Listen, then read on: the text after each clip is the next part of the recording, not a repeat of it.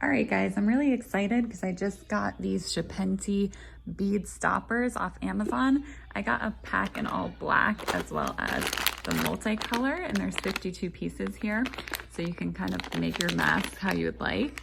What I did is I had some cloth masks that I made, and they are a little too big on me and on my kids. So what I needed these for was to hopefully get a solution to make these cloth straps on the masks adjustable. So I go ahead and tried these and it worked out really well. Now you can slide and adjust them. See here that without the adjuster on it, it's really big, the mask. If I move or talk, it slides down and then that kind of defeats the purpose.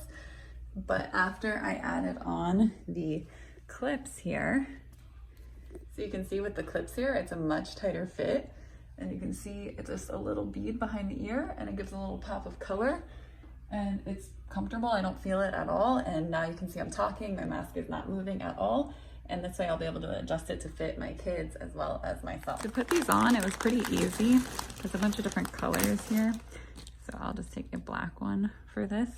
But what I did is I just bunched it up where I wanted it. And then I took a threading tool, or you can also use a bobby pin.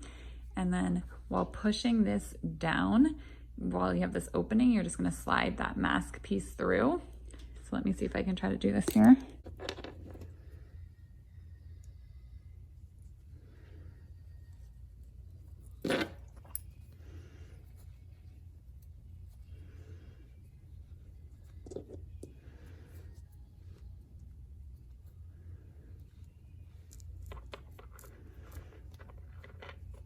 Remove the tool.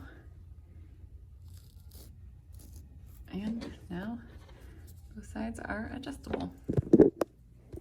And then there you have it. Now you've made your cloth mask adjustable. So I think these were a good buy for under $10. I can adjust plenty of masks that we have around the house now, and they'll fit everybody perfectly.